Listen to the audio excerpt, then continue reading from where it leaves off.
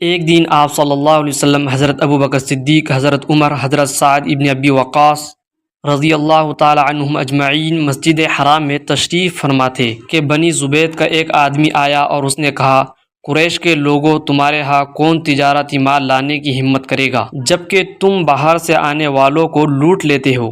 آپ صلی اللہ علیہ وسلم نے پوچھا، تم پر کس نے ظلم کیا ہے؟ اس نے کہا، ابو جہل نے۔ اس نے میرے 3 بہترین اونٹ خریدنے کی خواہش ظاہر کی اور ان کی قیمت بہت کم لگائی۔ اب اس کے مقابلے میں کوئی شخص ان اونٹوں کو اس کی لگائی ہوئی قیمت سے زیادہ پر خریدنے کے لیے تیار نہیں ہے، اور اس قیمت پر فروخت کروں گا تو سخت نقصان ہو جائے گا۔ آپ صلی اللہ علیہ وسلم نے اس سے تینوں اونٹ خرید لیے۔ ابو جہل دور بیٹھا ہوا خاموشی سے یہ ماجرا دیکھ رہا تھا۔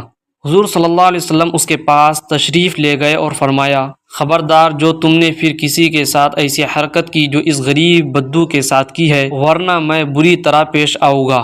مشرکین جو وہاں موجود تھے ابو جہل کو شرم دلانے لگے کہ تم نے محمد صلی اللہ علیہ وسلم کے سامنے ایسی کمزوری دکھائی کہ ایسا لگتا ہے کہ شاید تم ان کی پیروی اختیار کرنے والے ہو۔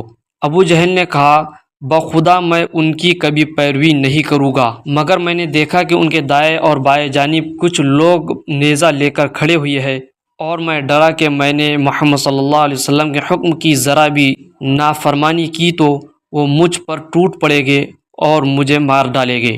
سبحان اللہ، یہ تھا نبی صلی اللہ علیہ وسلم کا رعب اور دبدبہ مشرکین پر۔ اللہ تعالیٰ نے آپ صلی اللہ علیہ وسلم کو کیا ہی رعب اور دبدبے سے نوازا تھا۔ ویڈیو کو لائک اور کمنٹ میں صلی اللہ علیہ وسلم ضرور لکھیں، اور اسی طرح کی ویڈیوز دیکھنے کے لیے ہمارے چینل کو سبسکرائب کریں۔